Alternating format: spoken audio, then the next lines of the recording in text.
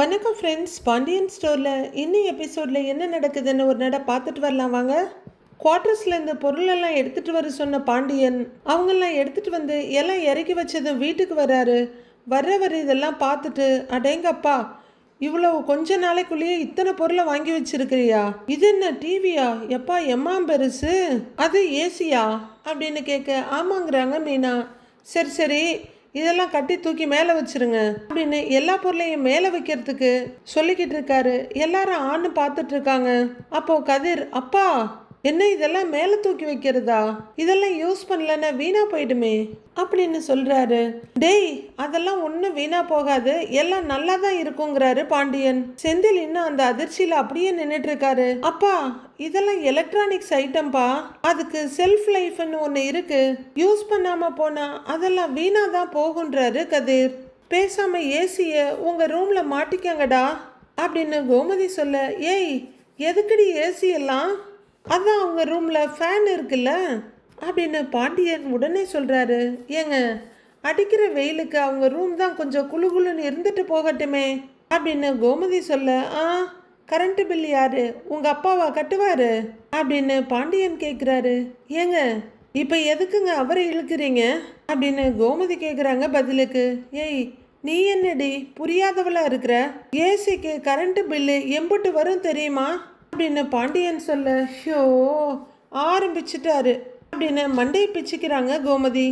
இப்போ வருதில்ல current bill, அதை விட 3 மடங்கு ஜாஸ்தியாக வருன்றாரு பாண்டியன். ஸோ சாமி முடியல அப்படின்னு கோமதி நின்றுட்டு இருக்க. தெரியும், இந்த மாதிரி கூத்து கச்சேரியெல்லாம் நடக்கும்னு எனக்கு நல்லா தெரியும், நம்ம மூச்சு விடுறத கூட கவுண்ட் பண்ணி தான் விட சொல்லுவாரு அப்படின்னு வெறுத்து போய் நிற்கிறாரு செந்தில். அவர் அப்படியே மீனாவை பார்க்க, மீனாவை நான் என்னங்க பண்றதுன்ற மாதிரி அப்பாவியா நிற்கிறாங்க. வேணும்னா கரண்ட் பில்ல அவன் கட்டிக்கிறதா இருந்தா சொல்ல சொல்லு, ஏசியை மாட்டிக்கட்டும் அப்படின்னு பாண்டியன் சொல்ல, கரண்ட் பில்லு தானே, நானே கட்டிக்கிறேங்கிறாரு செந்தில். அப்ப சரி, ஏசியை மாட்டிக்கன்னு பெர்மிஷன் கொடுத்துடுறாரு பாண்டியன். உடனே மீனா, மாமா இல்லை மாமா, இங்கே எல்லாருமே ஏசி இல்லாமல் தூங்கும்போது நாங்கள் மட்டும் ஏசியில் தூங்குனா அது நல்லா இருக்காது, வேணான்னு மீனா சொல்ல, இதுலேயும் முட்டுக்கட்டையா, ஏண்டி அப்படின்னு கடுப்பாகிற செந்தில், ஏய் சும்மா இரு அப்படின்னு அதட்டுறாரு. அத்தை, பேசாம நீங்கள் உங்கள் ரூமில் மாட்டிக்கோங்கன்னு மீனா சொல்ல, டென்ஷன் ஆகி மீனாவை மிரட்டிட்டு இருக்காரு செந்தில். கொஞ்சமா திரும்பி கொஞ்சம் அமைதியா இருங்க அப்படின்னு செந்தில ஒரு முறைக்கிறாங்க மீனா. ஐய, அதெல்லாம் எங்களுக்கு வேண்டாம், எங்களுக்கு வேண்டான்றாங்க கோமதி. இருக்கட்டும் அத்தை, உங்க ரூம்லயே மாட்டிக்கோங்கன்னு மீனா மறுபடியும் சொல்றாங்க. இல்லை மீனா, எங்களுக்கு வேண்டாம் அப்படின்னு கோமதி கொஞ்சம் தயக்கத்தோட சொல்லிட்டு இருக்காங்க. மீனா, இத்தனை நாளா நாங்கள் ஒரு வட்டத்துக்குள்ளேயே இருந்து வாழ்ந்து பழகிட்டோம், அதே வசதியோடவே இனியும் வாழ்ந்துக்கிறோம், எங்களுக்கு ஏசி எல்லாம் வேண்டாம்பாங்கிறாரு பாண்டியன். ஏசியை நீங்களே உங்க ரூம்ல மாட்டிக்கோங்க, கரண்ட் பில்லையும் இவனே கட்டிக்கட்டோன்றாரு அவரு. இப்பதான் செந்திலுக்கு லைட்டா மூச்சே வெளியே வருது. இது நியாயமான பேச்சுன்னு லைட்டா தலையை ஆட்டிக்கிறாரு. அப்பாடா, ஒரு வழியா ஏசி பிரச்சனை முடிஞ்சதுன்னு கதிர் நினைக்க, ஏங்க அப்ப இந்த டிவியை ஹாலில் மாட்டவான்னு கோமதி கேட்குறாங்க. ஏய், எதுக்குடி இவ்வளோ தண்டி டிவி அப்படின்னு பாண்டியன் கேட்க, இப்போ இருக்கிற டிவி சரியாக ஓடாத சின்ன டிவி, யாராவது வீட்டுக்கு வந்தா டிவி என்ன இவ்வளோ சின்னதாக வச்சுருக்கீங்கன்னு கேட்குறாங்க அப்படின்னு கோமதி சொல்ல, ஐயோ டிவி பறிபோக போகுதா அப்படின்னு ரொம்ப பதட்டமாக பார்த்துட்டு இருக்காரு செந்தில். ஏண்டி, இவ்வளோ நாளாக அது உனக்கு சின்ன டிவின்னு தெரியலையா? இந்த பெருசு வந்தோடனே அது சின்னதாக போச்சா உனக்குன்ற மாதிரி பாண்டியன் பார்க்குறாரு. அது மட்டும் இல்லைங்க, ஒரு பெரிய டிவியா வச்சா பார்வையா இருக்கும்லன்றாங்க கோமதி. பார்வைக்கு நல்லா இருக்கும்னு சொல்றியா இல்லை நீ பார்க்கறதுக்காக சொல்றியான்னு பாண்டியன் கேட்குறாரு. என்னடா இது நான் எடுத்து கோமதிக்கு, நான் எங்கங்க டிவி பார்க்குறேன் அப்படின்னு கோமதி சொல்ல, பாண்டியன் ஒரு சிரிப்பு சிரிச்சுட்டு, ஏய் சும்மா நடிக்காதடி, நீ சீரியல் பார்க்கறதெல்லாம் எனக்கு தெரியாதுன்னு நினச்சிட்டு இருக்கிறியா அப்படின்னு பாண்டியன் அசடு வழிஞ்சிட்டு இருக்காரு. ஐயோ கடவுளே, ஏதோ 1 2 பார்க்குறேன், அதுவுமா உங்கள் கண்ணை உறுத்துது அப்படின்னு கோமதி கேட்க பாண்டியன் சிரிப்போட பார்க்குறாரு. மீனா தொடங்கன்னு மொழியை உருட்டி கோமதியும் பாண்டியனையும் மாறி மாறி பார்க்குறாங்க. பாண்டியன் மறுத்து பேசிட்டு இருக்க, சரிடா, இதையும் தூக்கி மேலே வச்சுடு அப்படின்றாங்க கோமதி. என்ன மேலையா? இது என்ன தட்டு முட்டு பழைய இரும்பு ஜாமானா அப்படின்னு மறுபடியும் செந்தில் அதிர்ச்சியோட பார்க்குறாரு. கோமதி கோவிச்சுக்கிட்டதை பார்த்த உடனே பாண்டியன், டே விட்றா, எனக்காகலாம் எதுவும் செய்ய வேண்டாம், எனக்காக எதையும் நிறுத்தவும் வேண்டாம். ஏசியோ டிவியோ எதை வேணுமோ வச்சுக்கோங்க, ஆனால் கரண்ட்டு பில்லு ₹1 எக்ஸ்ட்ரா வந்தா கூட நான் கட்ட மாட்டேன், அதெல்லாம் நீ தான் கட்டிக்கணும் அப்படிங்கிறாரு பாண்டியன். அதான் பில்லை நானே கட்டிக்கிறேன்னு சொல்லிட்டேன்ல அப்படிங்கிறாரு செந்தில். எப்படி கட்டுவாராம்? திரும்பவும் லஞ்சம் வாங்கி கட்டுவானா அப்படின்னு பாண்டியன் கேட்க, செந்தில் அப்படியே சவுக்கடி பட்ட மாதிரி நிமிந்து பாக்குறாரு. அதுவரையிலும் சிரிப்போட நின்றுட்டு இருந்த மீனாவும் பயங்கர அதிர்ச்சியோட பாக்குறாங்க. கோமதியும் அதிர்ச்சியும் சங்கடமா ஏங்கன்னு கூப்பிடுறாங்க.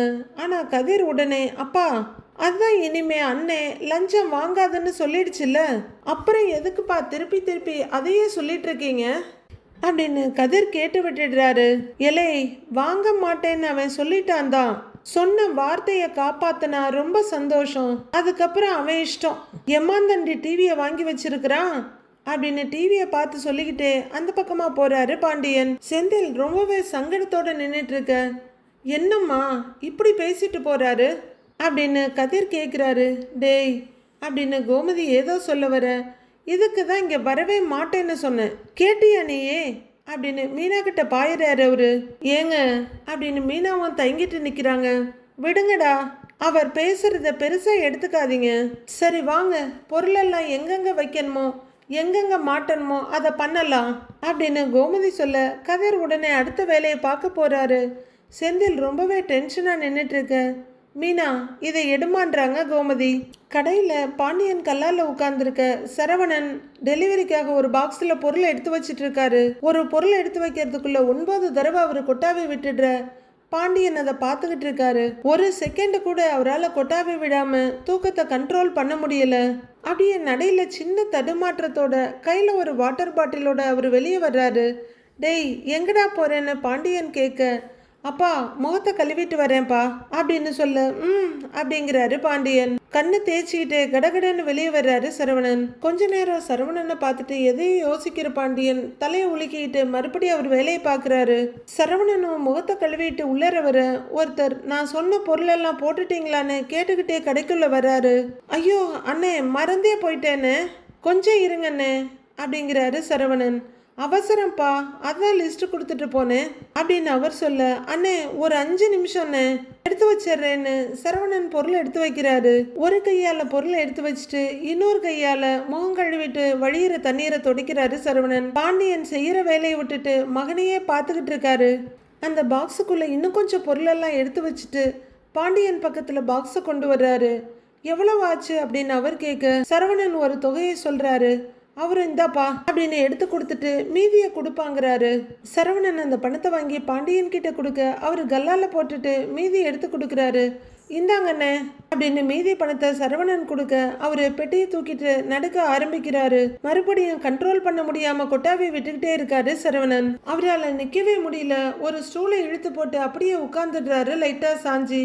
ஏண்டா சரவணா அப்படின்னு பாண்டியன் கூப்பிட டக்குன்னு தலையை உதறிக்கிட்டு திரும்பி பார்க்குறாரு. உடம்பு எதுவும் சரியில்லையா அப்படின்னு அவர் கேட்க, இல்லப்பா நல்லா தான் இருக்கேன்றாரு சரவணன். ஒன்று வர்ற கஸ்டமர்ஸ் கிட்ட எரிஞ்சு விழற, இல்லை இப்படி உட்கார்ந்து தூங்கி வழியிற, இப்படி இருந்தா எப்படிடா வியாபாரத்தை பார்க்க முடியும்? ஏண்டா வர வர ரொம்ப பொறுப்பே இல்லாமல் பண்ணிக்கிட்டு இருக்கிறியடா அப்படின்னு பாண்டியன் கேட்க, முகத்தை தொடச்சிக்கிட்டு உடம்பு முடிஞ்ச அளவுக்கு கண்ட்ரோல் பண்ணிக்கிட்டு எழுந்து நிற்கிறாரு சரவணன். என்ன ஆச்சுடா உனக்கு அப்படின்னு பாண்டியன் கேட்க, சாரிப்பாங்கிறாரு சரவணன்.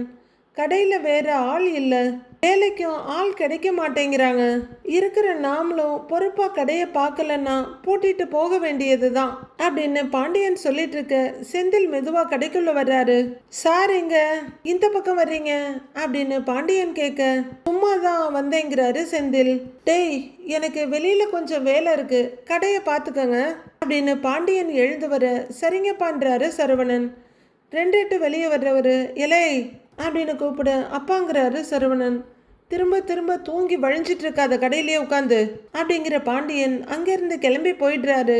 பாண்டியன் படியிறங்கி போக, என்னன்னே ஓனர் ஓவரா பேசிட்டு போறாரு அப்படின்னு செந்தில் கேட்குறாரு. ஒன்றும் இல்லடா, சும்மா தான் பேசிக்கிட்டு இருந்தாரு அப்படின்றாரு சரவணன். நீ என்னன்னே ஒரு மாதிரியாவே இருக்க அப்படின்னு செந்தில் கேட்க, சரவணன் திடுக்குன்னு திரும்புறாரு.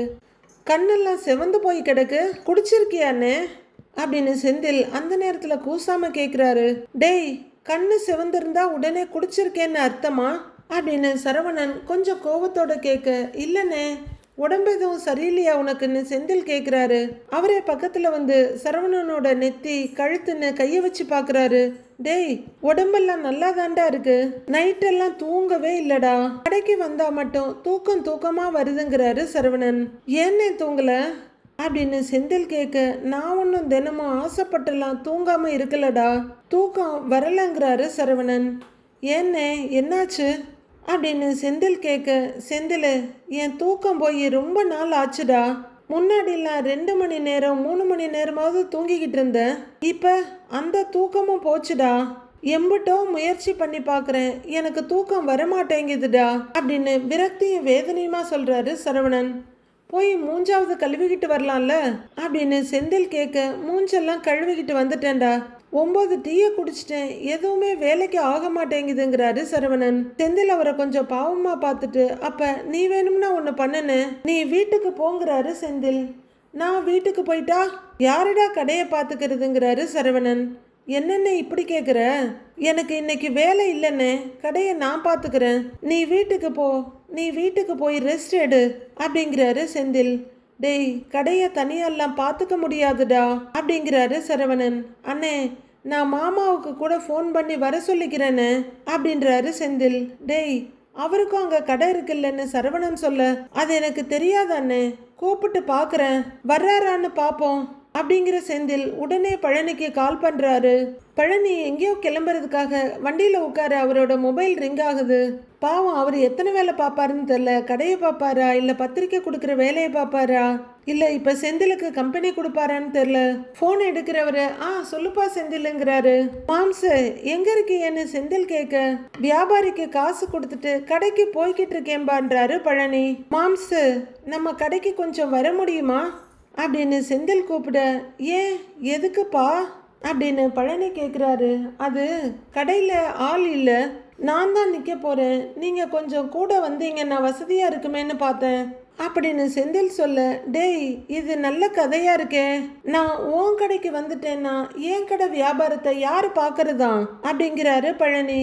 மாம்சு, கொஞ்ச நேரம் வாங்கன்றாரு செந்தில். என்னப்பா, நம்ம கடையில் சுகன்யா தனியாக இருக்காப்பா அப்படிங்கிற பழனி.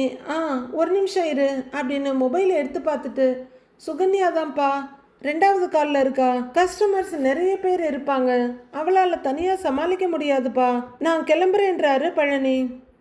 சரி மாம்சு, நீங்கள் பாருங்கன்னு செந்தில் சொல்ல, சரிடா வச்சிடுறேன், சாரிப்பா அப்படின்னு பழனி ஃபோனு வைக்கிறாரு. ஃபோனு வைக்கிற செந்திலும், மாமாவால் வர முடியாதானேங்கிறாரு. நான் தான் சொன்னேன் இல்லடா அப்படின்னு சரவணன் சொல்ல, அண்ணே நான் பார்த்துக்கிறேன்னு, ஒன்றும் பிரச்சனை இல்லை, நம்ம குடோனில் போய் கொஞ்ச நேரம் தூங்கு போ அப்படிங்கிறாரு செந்தில். டேய், திடீர்னு அப்பா வருவார், பார்த்தார்னா சத்தம் போட போறாருடா, போடா நீ போ அப்படின்னு சரவணன் மறுபடியும் உள்ளர திரும்புறாரு. அண்ணே நான் தான் சொல்கிறேன் இல்லைண்ணே அப்படின்னு செந்தில் சொல்ல அதை பெருசாக எடுத்துக்காம சரவணன் மறுபடியும் உள்ளர போறாரு. ஒரு லிஸ்ட்டை கையில் எடுத்துக்கிட்டு ஒரு பொட்டியை தூக்கி மேலே வச்சுட்டு பொருளை எடுத்து வைக்க ஆரம்பிக்கிறாரு. செந்தில் அண்ணனை ரொம்பவே பாவமாக பார்த்துட்டே நிற்கிறாரு. சரவணனால் இமையை கூட நிமித்த முடியல. ஏன்னா கண்ணிமைகள்லாம் தூக்கம் இல்லாமல் அவ்வளவு கனமாக இருக்கு. மீனா பாக்ஸஸ் எல்லாம் எடுத்து டைனிங் டேபிள் மேலே பெட்டியிலேருந்து வெளியே எடுத்து வச்சிட்டு இருக்கு. அதை பார்த்துட்டு இருக்க ராஜி, அக்கா, 3/4 நாள் சாப்பாடு இங்கே தான், அப்புறம் எதுக்கு இவ்வளவு மசாலா ஐட்டம் அப்படின்னு கேட்க, அவங்க வேர்த்து வழியிற முகத்தை தொடச்சிக்கிட்டு, அது ஏன்னு எனக்கே தெரியாது ராஜி, கடைக்கு போகும்போது வரும்போதெல்லாம் ஏதாவது வாங்கிட்டு வருவேன், வாங்கிட்டு வந்துட்டு பார்த்தா ஏற்கனவே வாங்கினதே 4 பாக்கெட் இருக்கும், எல்லாத்தையும் ஒரு டப்பால கொட்டி மூடி வச்சுட்டு சாப்பாட்டுக்கு இங்கே வந்துடுவேன் அப்படின்னு யதார்த்தத்தை சொல்றாங்க மீனா. சரியான ஆளுக்கா நீங்க அப்படின்னு ராஜி சிரிச்சிட்டு இருக்க, ஹால் சோஃபாவில் உட்காந்து கதிர் மொபைல் பார்த்துட்டு இருக்காரு. அப்போ திடீர்னு அவங்க திரும்பி பார்க்க வாசல்ல மாறி வடிவு அவங்கெல்லாம் தாம்பாளத்தை ஏந்திக்கிட்டு வந்துட்டு இருக்காங்க. அக்கா அங்க பாருங்களேன் அப்படின்னு ஆச்சரியமா கத்துறாங்க ராஜி. மீனாவும் திரும்பி பார்க்க மொபைல் பார்த்துட்டு இருந்த கதிரும் படார்னு பார்த்துட்டு, வாங்க வாங்க வாங்க உட்காருங்க அப்படின்னு அவங்கள ரிசீவ் பண்றாரு. வாங்க வாங்க அப்படின்னு மீனாவும் ஓடி வர, அம்மா, சித்தி, சித்தப்பா வாங்க அப்படின்னு ராஜியும் ஓடி வந்து எல்லாரையும் ரிசீவ் பண்றாங்க.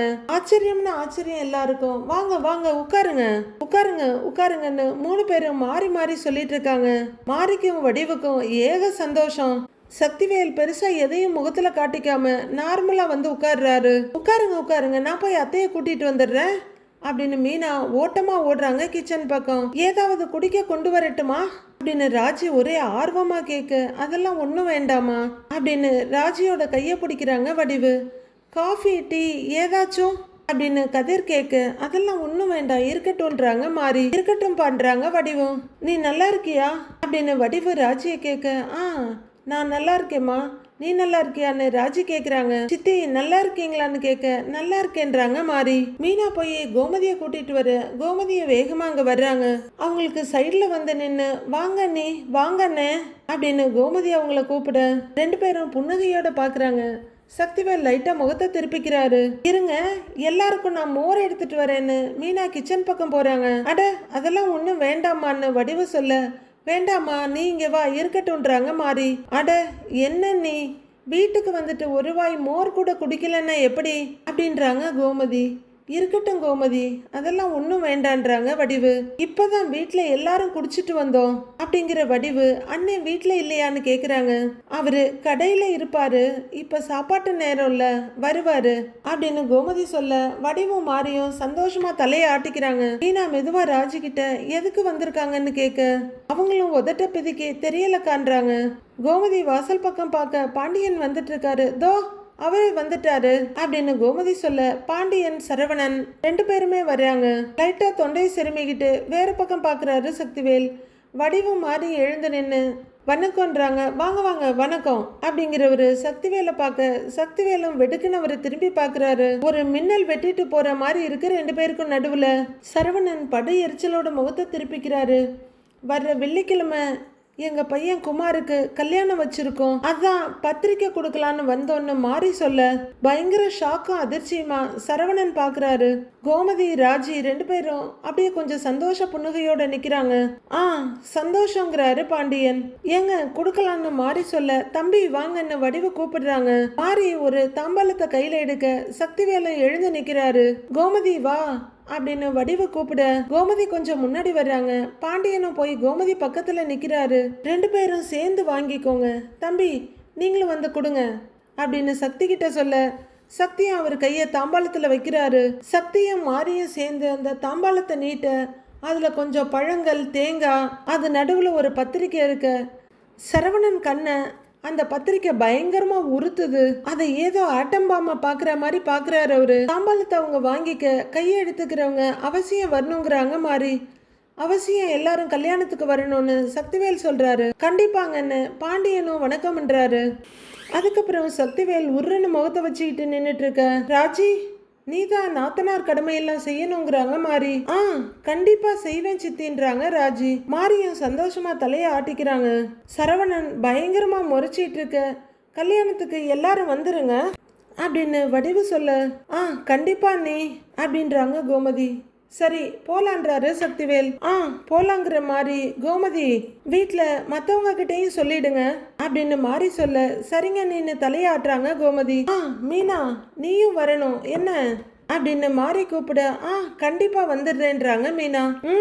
அப்படின்னு மாறி சந்தோஷமா தலையாட்ட டைம் ஆச்சு கிளம்பலாமாங்கிற மாதிரி வாட்சை பார்த்துட்டு இருக்காரு சக்திவேல். சரி அப்போ நாங்க கிளம்புறோன்னு வடிவு சொல்ல கோமதி வந்தவங்களுக்கு ஏதாவது சாப்பிட கொடுத்தியான்னு பாண்டியன் கேக்குறாரு. மோர் கொடுக்குறேன்னு சொன்னேன், வேண்டான்னு சொல்லிட்டாங்க அப்படின்னு கோமதி சொல்ல என்ன சொல்றதுன்னு தெரியாம நிக்கிறாரு பாண்டியன். ஆனா சரவணனுக்கு ஒவ்வொரு நிமிஷமும் கடுப்பும் டென்ஷனும் ஏறிக்கிட்டு இருக்குது. பரவாயில்லங்கண்ணே, இன்னும் நிறைய இடத்துக்கு போய் பத்திரிக்கை கொடுக்க வேண்டி இருக்குது, அதான் கிளம்புறோன்றாங்க வடிவு. அப்படின்னு பாண்டியன் தலையாட்ட வரோம் கோமதி அப்படிங்கிறவங்க ராஜி கிட்ட வந்து கன்னத்தை தடவி வரோம் ராஜி வந்துரு அப்படின்னு சொல்ல அவங்களும் அம்மா கையை பிடிச்சிக்கிட்டு சரிங்கம்மா அப்படின்னு சொல்லிட்டு இருக்காங்க. சக்திவேல் பொதுவா வரேன் அப்படின்னு சொல்லிட்டு கிளம்புறாரு. மாரியும் ஒருத்தர்கிட்டயா சொல்லிட்டு அடுத்ததா ராஜுகிட்டையும் சொல்லிட்டு கிளம்புறாங்க. அவ்வளோதான், சரவணனுக்கு ரொம்பவே ஏறிடுது. அப்பா என்னப்பா அவங்க பாட்டுக்கு வந்து பத்திரிக்கையை கொடுத்து கல்யாணத்துக்கு வாங்கன்னு கூப்பிடுறாங்க, நீங்களும் வரேன்னு சொல்றீங்க அப்படின்னு பயங்கர கோபத்தோட கத்த பாண்டியன் அப்படியே ஆன்னு பார்த்துட்டு இருக்காரு. ராஜிக்கு முகமெல்லாம் சுண்டி போயிடுது. ஏன்? அப்புறம் வேற என்னடா சொல்லணும்னு கோமதி கேக்குறாங்க. அம்மா வரமாட்டேன்னு சொல்ல வேண்டியது தானே அப்படின்னு சரவணன் கத்த பாண்டியன் அவரு முறைப்பா பாக்குறாரு. ராஜியும் அதிர்ச்சியோட அவரை பார்க்க, ஏய் இந்த வீட்ல 4 கல்யாணம் நடந்திருக்கு, எதுக்குமே அங்க போய் சொல்லவே இல்லை. ஆனா இப்போ முதல் முறையா விசேஷத்துக்கு நம்மள கூப்பிடுறாங்க, எப்படிடா வரலன்னு சொல்றது அப்படின்னு கோமதி கேக்குறாங்க. அம்மா இது உன் அண்ணன் வீட்டு விசேஷம் மட்டும் கிடையாது, மயில் வீட்டு விசேஷமும் கூட. அவங்க வீட்டு விசேஷத்துக்கு நாமெல்லாம் போகணுமா அப்படின்னு பயங்கரமா கத்துறாரு சரவணன். உண்மையிலேயே சரவணனை பார்த்தா பரிதாபமா தான் இருக்கு. அவர் என்ன சொல்றதுன்னு கூட தெரியல. ஒருத்தங்க ஆகலன்னா திரும்ப திரும்ப அதை பத்தி பேசிட்டு இருக்காம ஒதுங்கி போறதுதான் நல்லதே தவிர, போற போக்குல அவங்க குடியிருக்கிற ஊர்ல நான் இருக்க கூட மாட்டேன்னு சொன்னாலும் சொல்லுவார் போல இருக்கு. ராஜிக்கெல்லாம் முகம் ரொம்பவே சுண்டி போயிடுது. இங்க பாருங்க, நடக்க போற கல்யாணத்துக்கு இந்த வீட்ல இருந்து ஒருத்தர் கூட போக கூடாது சொல்லிட்டேன் அப்படின்னு பயங்கரமா கத்திட்டு வெளியே ஓடுறாரு சரவணன். டேய் டேய் சரவணான்னு கோமதி கத்திட்டு இருக்காங்க. என்னங்க இவன் லூசு மாதிரி பேசிட்டு போறான் அப்படின்னு கோமதி கேட்க, சரவணன் மாமாவோட சைட்ல இருந்து பார்த்தா அவரோட கோவம் நியாயம்தானே அப்படிங்கிறாங்க மீனா. இருக்கட்டும் டி, அதுக்காக கல்யாணத்துக்கு கூப்பிடுறவங்க கிட்ட எப்படி முகத்துக்கு நேரா வரமாட்டேன்னு சொல்றது அப்படின்னு கோமதி கேக்குறாங்க. விடு விடு, அவங்கிட்ட நான் பேசிக்கிறேன். அதுதான் கல்யாணத்துக்கு இன்னும் 3 நாள் இருக்கே, பாத்துக்கலாம். யார் யாரு கல்யாணத்துக்கு போகணுங்கிற விஷயத்த பொறுமையா முடிவெடுப்போம் அப்படின்னு பாண்டியன் சொல்ல சரிங்கன்றாங்க கோமதி. ஆஹா, வீட்டுல இது ஒரு பிரச்சனையா மாறிடும் போல இருக்கே அப்படின்னு திருன்னு பாக்குறாங்க மீனா. சரவணன் இப்படி முட்டுக்கட்டை போட்டதுல ராஜிக்கு ரொம்பவே வருத்தமா தான் இருக்கு. குமரவேல் ரோட்ல வண்டியை நிறுத்திட்டு அதுல சாஞ்சு நின்னுட்டு இருக்க 2 ஃப்ரெண்ட்ஸ் அவர் கூட நிக்கிறாங்க. காத்திருந்து காத்திருந்து உனக்கு கல்யாணம் ஆக போகுது மச்சான், வாழ்த்துக்கள் அப்படின்னு ஒரு ஃப்ரெண்டு கை கொடுத்துட்டு முதுகுல தட்டி கொடுக்க, கல்யாணத்தை வந்து பொறுப்பா நடத்தி கொடுங்கடா அப்படிங்கிறாரு குமரவேல். என்னடா பேச்சுலர் பார்ட்டிலாம் இருக்குல்ல அப்படின்னு இன்னொரு ஃப்ரெண்டு கேட்க, இருக்குடா அதெல்லாம் இல்லாமையா அப்படின்னு இன்னொரு ஃப்ரெண்டு இருக்க, டேய் அதெல்லாம் நான் பாத்துக்கிறேன்டா, நீ ஏன் கவலைப்படுறேன்னு குமரவேல் கேட்குறாரு. அப்போ சைட் ரோட்ல இருந்து சரவணன் வண்டி ஓட்டிட்டு அந்த ரோட்டுக்கு வர்றாரு. வர்றவங்களை சிறப்பா கவனிச்சிடலாம் அப்படின்னு குமரவேல் சொல்லிட்டு இருக்க, அப்ப சரி கன்ஃபார்மா வந்துடுறேன்னு இன்னொரு ஃப்ரெண்டு சொல்றாரு. சரவணன் அவங்கள கிராஸ் பண்ணி போறாரு. 3 பேரும் அவரை கவனிக்கவே இல்லை. ஆனா சரவணன் அவங்கள பார்த்துட்டு அப்படியே வண்டியை ஸ்லோ பண்ணி நிறுத்துறாரு. டேய் நீங்க பாட்டுக்கு அதுலயே இருந்துடாதீங்கடா அப்படின்னு குமரவேல் சொல்ல, அதெல்லாம் நாங்க பாத்துக்கிறோம்டா, சிறப்பா பண்ணிடலான்னு இன்னொரு ஃப்ரெண்டு சொல்றாரு. வண்டியை நிறுத்தின சரவணன் ரியர்வியூ மிரர் வழியா அவங்க 3 பேரையும் பார்த்துக்கிட்டே இருக்காரு. 3 பேரும் துளி கூட யாரையும் கவனிக்காம பேசிக்கிட்டே இருக்க இவரு அவங்களையே தான் பார்த்துட்டு இருக்காரு கண்ணாடி வழியா. அவருக்கு அப்படியே பயங்கரமா டென்ஷன் ஆக 2 பிரேக்கையும் அழுத்தி பிடிச்சி வண்டியை பிரேக் போட்டுட்டு இறங்குறாரு. சரிடா, 2 நாள் முன்னாடியே வந்து நாங்கள் வேலையை ஸ்டார்ட் பண்ணிடுறோம், ஒன்றும் பிரச்சனை இல்லைன்னு ஃப்ரெண்டு சொல்லிட்டு இருக்க சரவணன் மெதுவா நடந்து அந்த கேங் கிட்ட போறாரு. ஓகேவா அப்படின்னு இன்னொரு ஃப்ரெண்டு முதுகுல தட்டி கொடுத்துட்டு திரும்ப சரவணன் அங்க வந்து நிக்கிறாரு. இவன் எதுக்கிட்ட இங்கே வந்து நிக்கிறான்ற மாதிரி 3 பேருமே சரவணனை பாக்குறாங்க. உங்ககிட்ட கொஞ்சம் பேசணுங்கிறாரு சரவணன். என்ன பேசணும் அப்படின்னு எரிச்சலும் எடுப்புமா கேக்குறாரு குமரவேல். அவரோட ஃப்ரெண்ட்ஸ் 2 பேரையும் பார்த்துட்டு, இல்ல கொஞ்சம் தனியா பேசணுங்கிறாரு சரவணன். அப்படின்னு ஃப்ரெண்ட்ஸை பார்த்தவரு தலையாட்ட, சரி மச்சான் நீ பேசு, நாங்க கிளம்புறோன்னு 2 பேரும் அங்கிருந்து கிளம்புறாங்க. சரிடா வரோண்டான்னு ஹைஃபை அடிச்சுட்டு அவங்க 2 பேரும் கிளம்பிட இப்ப குமரவேலும் சரவணனும் மட்டும்தான் இருக்காங்க. குமரவேலும் வண்டியில சாஞ்சு உட்கார்ந்து இருந்தவர் எழுந்து நின்று சொல்லுங்கிறாரு. என்ன அப்படின்னு குமரவேல் இன்னும் கொஞ்சம் சரவணன் பக்கமா வந்து நிக்க சரவணன் அவரை டீப்பா ஒரு பார்வை பார்த்துட்டு, சந்தோஷமா இருக்கியா நீன்னு கேக்குறாரு. எனக்கு என்ன சந்தோஷத்துக்கு குறைச்சல, சந்தோஷமா இல்ல ரொம்ப ரொம்ப சந்தோஷமா இருக்கேன் அப்படிங்கிறாரு குமரவேல். டேய் இந்த சந்தோஷம் எல்லாம் உன் கல்யாணம் வரைக்கும் தாண்டா அப்படின்னு சரவணன் சொல்ல குமரவேலோட பார்வை அப்படியே கொஞ்சம் கொஞ்சமா மாறுது. அதுக்கப்புறம் நீயும் என்ன மாதிரி சந்தோஷமே இல்லாம ரோடா சுத்த போற அப்படின்னு சரவணன் சொல்ல, டேய் என்னடா சாபம் விடுறியா அப்படின்னு குமரவேல் கொஞ்சம் கோவமா கேக்குறாரு. டேய் சாபமெல்லாம் விடல, நடக்க போறத தான் சொல்றேன் அப்படின்னு சரவணன் பரிதாபமா சொல்ல கொஞ்சம் யோசிக்கிற குமரவேல், நான் ஏன்டா கல்யாணத்துக்கு அப்புறம் சந்தோஷம் இல்லாம இருக்க போறேன் அப்படின்னு அவர் கேட்க, ஏன்னா நீ கல்யாணம் பண்ணிக்க போற வீடு அப்படிடா அந்த வீட்டு ஆளுங்க கிட்ட மாட்டினா ஒருத்தர் கூட உருப்படியா இருக்க முடியாது அப்படிங்கிறாரு சரவணன். ஏய், உன் லைஃப் நாசமா போச்சுங்கிறதுக்காக எல்லாரும் லைஃப்பும் நாசமா போயிடும் நினைச்சிட்டு இருக்கியா அப்படின்னு குமரவேல் கேட்க, குமரவேல் மேல அவருக்கு கோவமே வரல, ரொம்பவே பரிதாபம் தான் வருது. டேய், என் லைஃப் நாசமா போனதுக்கே அந்த வீட்டு ஆளுங்க தாண்டா காரணம் அப்படின்னு சரவணன் சொல்ல, இப்ப என்ன சொல்ல வர்ற நீ அப்படின்னு குமரவேல் கேக்குறாரு. இங்க பாரு குமாரு, உன்னை எனக்கு சுத்தமா பிடிக்காது, அது உனக்கே நல்லா தெரியும். ஆனாலும் சொல்றேன், நீ சுடரை கல்யாணம் பண்ண கூடாது அப்படின்னு சரவணன் சொல்ல கொஞ்சம் சுறுசுறுன்னு கோவம் ஏறிடுது குமரவேலுக்கு. ஏன் பண்ணக்கூடாது அப்படின்னு கேட்க, குமார் சொன்னா புரிஞ்சுக்கடா, அது மோசமான குடும்பம், ஃப்ராடு குடும்பம் அப்படின்னு சரவணன் சொல்ல முகத்தை திருப்பிக்கிறாரு. வேற ஏதாவது பொண்ணை கல்யாணம் பண்ணா கூட எனக்கு எந்த பிரச்சனையும் இல்லை, நீ எப்படியோ பொண்ணு விட்டுடுவேன். ஆனா அந்த சுடரை கல்யாணம் பண்ணினன்னு வச்சுக்கையே, உன் வாழ்க்கைய நாசமா போயிடும்டா, நாசமா போயிடும். உன் வாழ்க்கையவே சரிச்சிடுவாங்க மொத்தமா. சொன்னா கேளு, எப்படியாவது தயவு செஞ்சு இந்த கல்யாணத்தை நிப்பாட்டு அப்படின்னு சரவணன் படபடப்பும் கோவமா சொல்றாரு. சரி, கல்யாணத்தை நிப்பாட்டிட்டு மொட்டை பையலா சுத்த சொல்றியா என்ன? என் தங்கச்சி பண்ணின சிங்கத்தால எனக்கு கல்யாணமே நடக்கல. இருந்து இருந்து பார்த்து இப்பதான் எனக்கு ஒருத்தங்க பொண்ணு கொடுக்குறாங்க, அதை வேண்டான்னு சொல்லி கல்யாணத்தை நிறுத்த சொல்றியா அப்படின்னு குமரவேல் கேட்க, டேய், உனக்கு கல்யாணம் நடக்காம இருக்கிறதுக்கு ராஜி காரணம் இல்லடா, அது உன்னோட குணம்தான், நீ தான் காரணங்கிறாரு சரவணன். குமரவேல் பயங்கர அதிர்ச்சியோட பாக்குறாரு. குமரவேல் சரண கோவமாகிட்டு இருக்க, சரி அதை விடு, நான் சொல்ல வந்ததை சொல்லிடுறேன். ஏய், நீ இங்க பாரு, நீ என் குடும்பத்துக்கு நிறைய பிரச்சனை கொடுத்துருக்குற, என் தங்கச்சிக்கு நிறைய துரோகம் பண்ணி இருக்கிற, ஆனாலும் உன் நல்லதுக்கு தான் சொல்றேன், இந்த கல்யாணத்தை நீ பண்ணிக்காத, எப்படியாவது எஸ்கேப் ஆகி எங்கேயாவது ஓடிடுடா அப்படிங்கிறாரு சரவணன். அங்க சொல்லி எங்கே சொல்லி கடைசியில் ஒன்றும் வேலைக்கு ஆகலன்னதும் குமரவேல்கிட்டயே நேராக வந்து பேசுறாரு. 10 காசுக்கு பிரயோஜனம் இருக்குமா? ஓ, நான் தனியாளா நிக்கணும், கடைசி வரைக்கும் தனியாளா நிக்கணும், அதுதானே உன் ஆசை? அதுக்கு தானே இப்படிலாம் வந்து பேசிட்டு இருக்கிற அப்படின்னு குமரவேல் கேட்க, அவர் ஒரு ஆதங்கத்தோட, குமார் சொல்றத கொஞ்சமாவது புரிஞ்சுக்கோ, நீ தனியா ஆளா நிக்கிறதால எனக்கு என்ன கிடைக்க போகுது, எனக்கு என்ன கிடைக்க போகுது?